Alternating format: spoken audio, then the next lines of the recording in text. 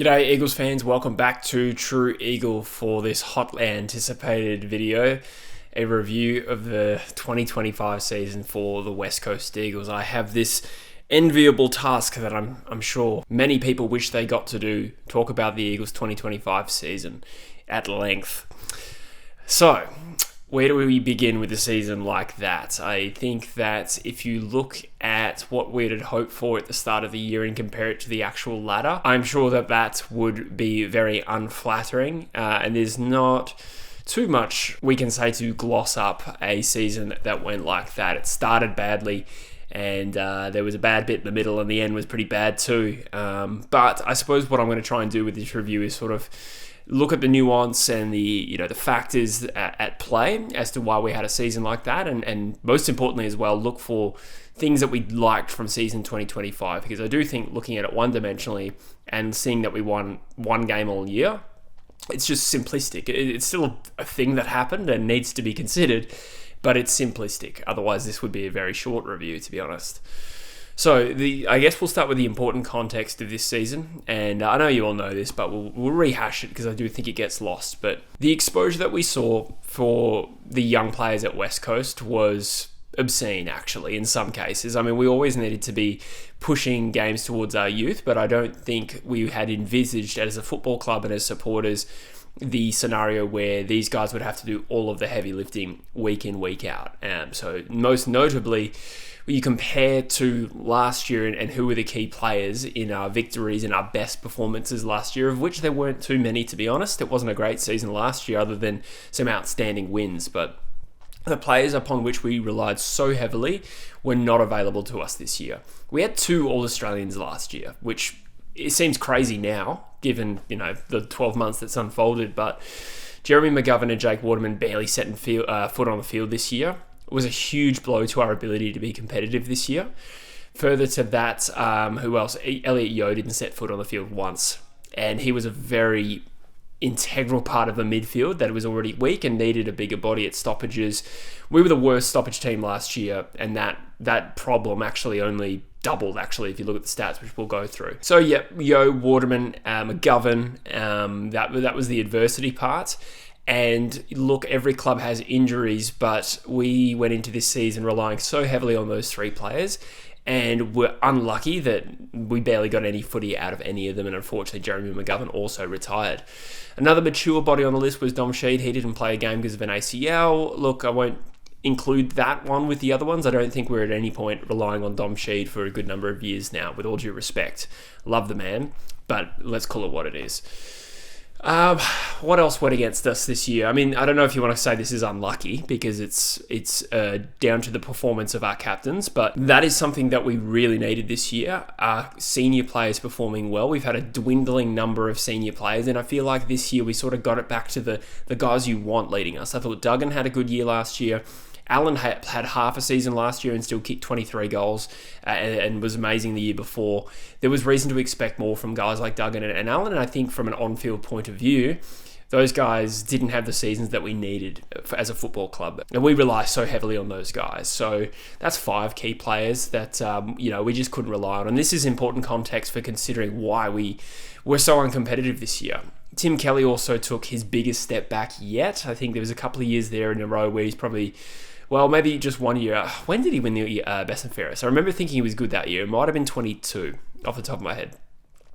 But either way, I mean, there was a huge drop-off in Tim Kelly's output up until the last month of the season, where he sort of restored a little bit of faith in me that if he plays like that, solid B-grader for his final 2 years at West Coast, that's great. But for the most part, he didn't add much to West Coast this year. So that's a huge chunk of players upon whom we relied so much. And we didn't get much out of that. So I think that goes a long way into explaining why we didn't win many games this year at all. But I don't think it's all doom and gloom. As I said, focusing on the one win aspect of it is a little bit superficial, I suppose is the word. I've made this point previously, so forgive me if I'm repeating myself. As it happens, I think there's a 40% churn of people who are watching me for the first time every single video, so I do like to repeat myself a little bit for that purpose.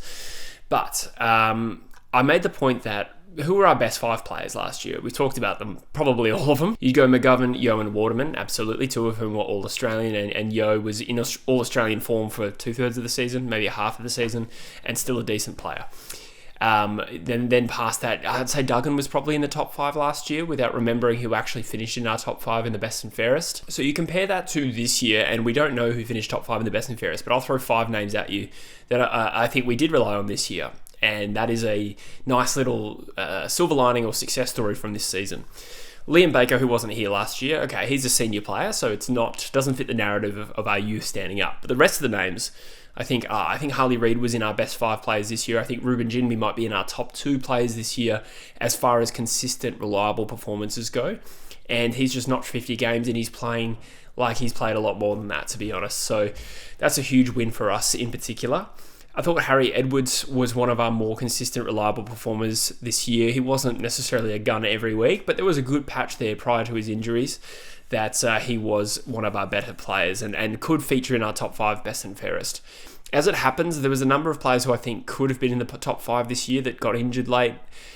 Jack Graham's probably another one who missed 4 or 5 weeks with a suspension, so not sure. And then there's Brady Hoff, who of course is still a young player. He's only in his 4th season.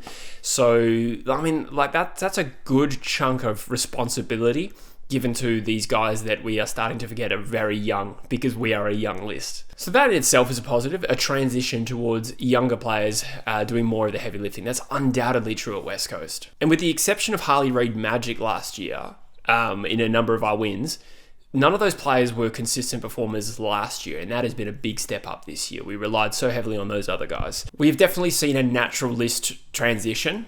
Absolutely. I think you can even just look at the raw age and experience stats. So last year, our average age was 25.4 with an average of 95 games experience per player.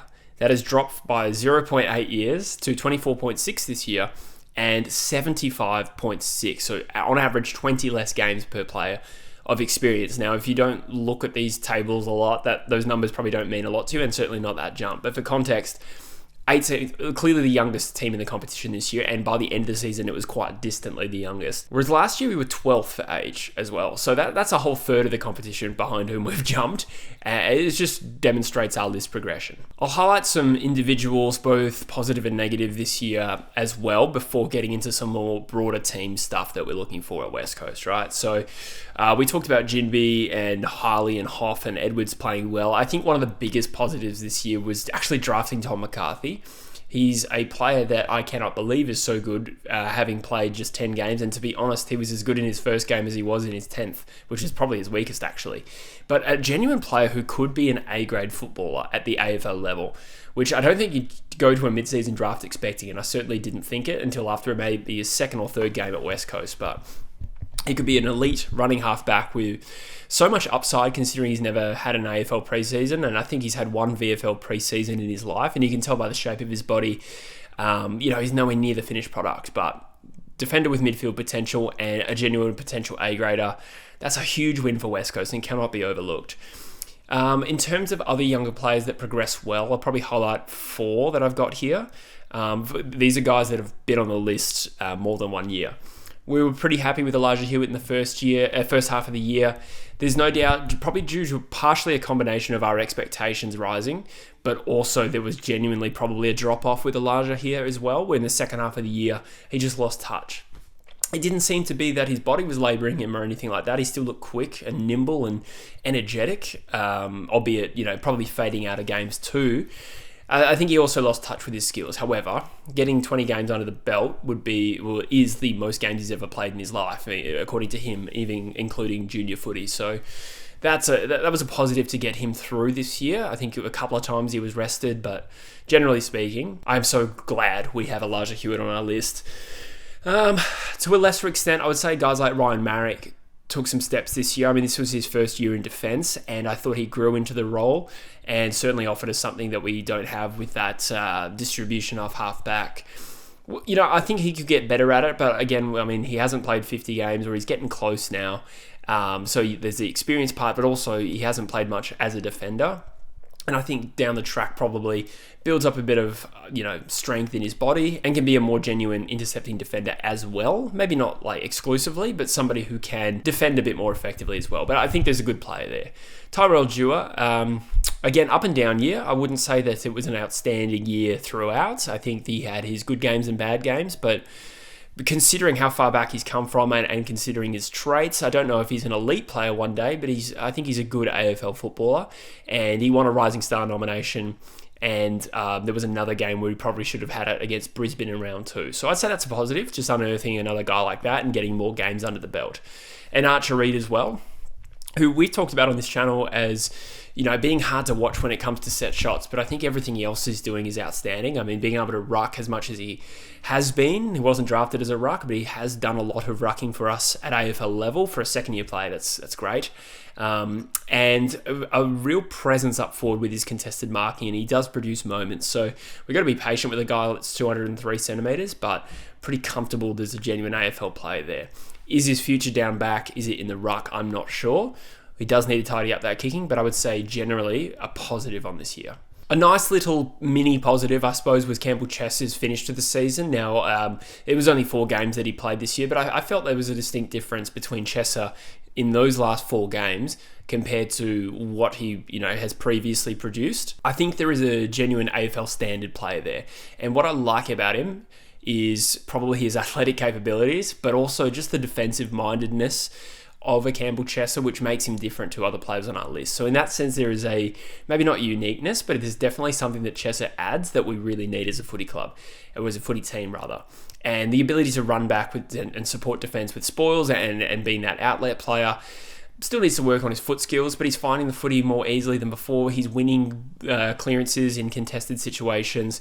I was really pleased to see that last 4 weeks of Campbell Chesser, and I'm now optimistic that we have a good player there. Every player drafted since the draft last year, so that includes the mid-season draftees, debuted this year for West Coast. So there were 6 draftees. You had Bo Allen, Job Shanahan, Tom Gross, Luca Grego, and Hamish Davis in the national draft. Malachi Champion as our rookie selection, who also debuted, of course. And we saw, obviously, Tom McCarthy and Jacob Newton both play at AFL level. And there's no reason to suggest any of them don't have what it takes at AFL level. I mean, we saw some surprisingly good signs from Hamish. Let me clarify that. Of any of the draftees that played this year, I thought Davis looked as good as any of them, except for maybe Job Shanahan, who is another outstanding positive from this year. I sort of separated him as a category because he's a first-year draftee, but he's looking like our best selection in last year's draft at pick 30 and a genuine long-term key position forward for us. And one other final note is I thought the key position defensive situation was better than perhaps I had dreaded it would be this year. If you told us, don't forget, we had Tom Barras last year as well. So West Coast obviously thought, okay, we can get rid of Barras and we'll give Gov a couple more years, and that just blew up in our faces immediately.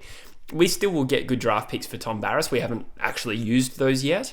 But the key back situation was vastly different this year. I suppose you had Jinby playing that role in some games. He would take a taller opponent. Harry Edwards, I thought, was rock solid for most of the year, and I think there were signs from Sandy Brock in particular. Rhett Bazzo probably saw less positive signs, but for Bazzo, I think it's a little bit different when you've missed so much footy. So just him playing footy at all and getting some experience as a key defender is positive. So just generally speaking, that mix wasn't as much of a problem for us as I thought. And Sandy Brock is another player you have to include as someone who is in his first season on the list and played heaps of footy. I think it was 14 or 15 games. So that's actually 9 players we've taken since the draft last year that have all played. There's a few players we still are learning about, to be honest. I mean, I haven't seen much of Luca Grego and Tom Gross. The sample size there is so small, but I suppose for him to come in and look a class above at waffle level this year is a positive, and we do need midfield prospects for sure. Hopefully with the preseason, he can start to build his body into looking a bit more like an AFL player. With all due respect, he looks like a kid, but I like the way he goes about it, so there's potential there. But a few players this year probably didn't take any strides that I was hoping for. I really liked Harvey Johnston from what I've seen him in AFL level, and he was one of very few players who didn't play a game of footy this year. In fact, I think Harry Barnett didn't play as well. So both of those players probably go into the slightly disappointing part of this review, which is just that the young players who didn't really take a stride this year, I know Harvey had an issue with his elbow in the preseason. Maybe that affected his ability to put on size. It probably affected his ability to tackle, I'd imagine. I don't know. I'm speculating at this point. But a player that I thought we'd see a decent amount in 2025, we didn't see him at all. I would also throw Jack Williams as a player who regressed this year. I don't know if at any point this season he looked fit and in shape. And he did have at least one good game. I can't remember who it was against, but he did, and I was really feeling good about him. And then from, I think, the Collingwood game onward, there was a clear downturn in his output. So hopefully a big preseason for Jack. As for our trading last year, I'm going to ignore the trade for, pick 3 down to Bo Allen. It's too early to really speculate on that, to be honest. But we can talk about the recruitment of Matt Owies. I don't think that's looking great at the moment, with all due respect. I don't think he put his best foot forward this year, which is not to say that he didn't try, but he certainly didn't give us any real hope that he should be even in the team by round 1, 2026. So it is what it is. He has to win us all over still. But Baker and Graham were great additions. And I do wonder how much of a coincidence it is that when Graham left the side due to his suspension this year, those were some of the worst football games we played this year.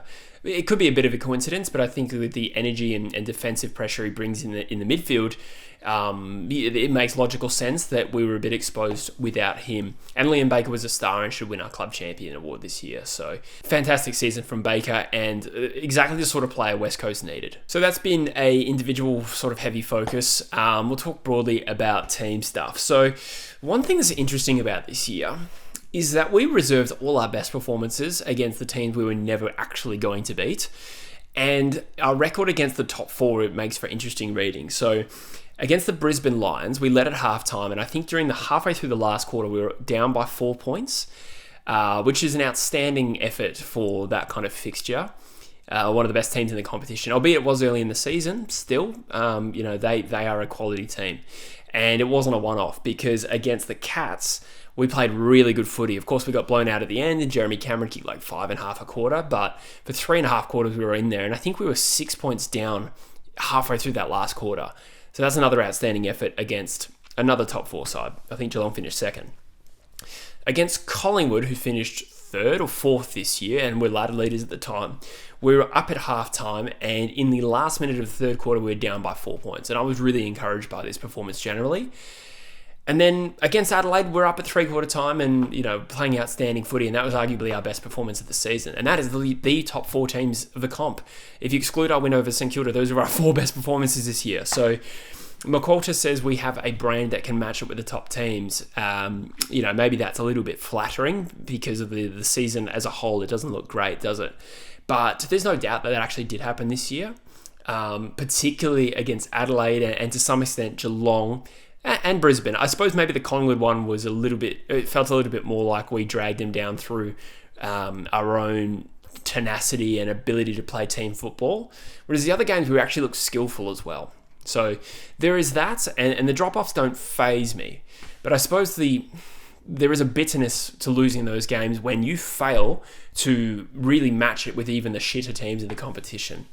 And I think that loss against Richmond this year will burn deep in the memory of West Coast fans, at least until round 1 next year. That was a really bitterly disappointing performance, and it was all really one quarter as well. But, the effect of losing that game cast this really negative lens, or more negative. It would have been negative even if we won that game, but it just really compounded all the negativity around West Coast internally and externally. And you just wonder, had we flipped and played our best footy against the bottom 4 this year, we won a few more games, but we've been annihilated by the top 4. I think the narrative would feel different. North Melbourne was another missed opportunity. I mean, we should have won that game, and we didn't play well, but we controlled the game for large periods of it. And what were we, 1 goal, 14? So, we just play a little bit better in those performances, and the season looks a little bit different. We also lost a number of close games, and I think there's a stat that we were in front at half-time of 9 of our games this year out of 23. So, yeah, it makes you feel a little bit better about the 1-win season. We didn't get over the line in those games, but this broad narrative that we are the worst team of all time. I don't think the worst team of all time plays like that against the top 4 and is leading at half-time in 9 of their 23 games or whatever it was. I accept that we would cop that tag because we won 1 game, and you won't hear me really campaigning about it. But if I'm honest, I don't feel like we're the worst team of all time. I don't think this is even the worst West Coast I've seen. 2023 really did a number on me, to be honest. That was the lowest point for this football club. And it doesn't look great in terms of wins and losses right now, but there has been movement. I'll throw some more stats at you that will just really confirm what we already know. We have built this game plan around forward half intercepts, turning the ball over, getting the ball inside 50, and we've done it very ugly in most of our games, if not all of them. So, there was some good games where we used the ball well. I found that over the course of the year, we did start to find an ability to shift gears a little bit and play tempo footy. That probably happened like post North Melbourne. Our ability to like control switches a little bit better and move the ball effectively inside our forward 50, like we did against Adelaide off the top of my head. That was a particularly strong performance in that respect. That was also something that we added to our game over the course of the year. However, interestingly, like I think we all know our skills are the worst in the competition, and I put that down to, and this is just a theory, when McQualters comes in with this new list and we're trying to embed a new game style that we just talked about, a lot of the pre-season work will be around team football and playing together and positioning and stuff like that, rather than skills. So I'm optimistic that hopefully we can fix that over time. But funnily enough, we were top 6 for kicking efficiency this year. That is obviously horse shit, but I think what it comes down to is probably we probably boosted those numbers with cheap kicks out the back, because we had the worst retention rating of the footy, that is, on Wheelo, and we also had the lowest kick threat rating. So the disposal efficiency really means nothing. We know we are not great with the ball in hand, to be honest, or without the ball, frankly. Our ability to get the ball inside 50 didn't actually get worse this year. We actually finished with the same inside 50 average as last year, 46.1. But we were the lowest team for goals per inside 50, and we were third for shots at goal per inside 50. So we were getting the ball in ugly, and we were still generating shots at goal. Third in the competition for shots at goal per inside 50, and yet we score the least, or second least, and the worst team in the competition by 4 wins. I mean, that goes a fairly long way, but also it's not the entire story, of course. Our stoppage game became even more of an Achilles heel. So we were the worst stoppage team, and that includes just general stoppages, whether it be the centre bounce or stoppages around the ground. By clearance, I think we were the worst team last year with a differential of negative 4.2, and that blew out to 10.6 this year. But Kelly spent less time in the midfield than ever, as did Elliot Yeo, because he didn't set foot on any field for West Coast this year, as we know, and a lot more was left to Harley Reid, Elijah Hewitt, and Clay Hall. So that needs to improve. I don't know if that's a quick fix, but we do need some midfield support, and preferably someone a little bit more ready-made. Hopefully that's Elliot Yeo as early as next year. We had a number of players pass the magical 50-game mark this year, which is generally the threshold, which is just theoretical, that when players pass this threshold of 50 games, we do see them evolve into being a much better player. And those players this year were Marek, who did hit 50 games, Brockman, who improved, albeit I don't know if it was a huge improvement. He still improved. He wasn't great last year, was he? And Ruben Jinby. So massively improved players, but Brady Hoff did it the year before. So the players who could pass 50 games, touch wood, in 2026, Harley Reid, Elijah Hewitt, Campbell Chesser, Jack Williams, Noah Long, Rhett Bazzo, and then you have a couple of guys in Dewar and Hutchinson who would get to 45, I think, if they play every game next year. So that is a good chunk of young players, and to different extents, they're all talented. Certainly Harley, Elijah, I think Chesser as well, and we still don't really know about Bazzo and Williams, but I'm optimistic. So there's a bit of upside there, and that actually gives me a little bit of hope. I mean, it's very theoretical and optimistic, but that's 7 or 8 players I just named there that could pass 50 games, where we saw a big improvement from the other guys I mentioned who recently passed 50 games. Obviously, I'm not being super literal about hitting 50 games, but once you're in that zone, there is a genuine step up in performance. So that sort of leads to the outlook for next year. Well, we've got a whole off season to get through first, and there's a fair bit on for West Coast. We've re-signed Harley, that's fantastic. We're losing Oscar Allen and potentially Liam Ryan. We have applied to the AFL to get an exemption to sign Brandon Starcevic, which I'll talk about in future videos.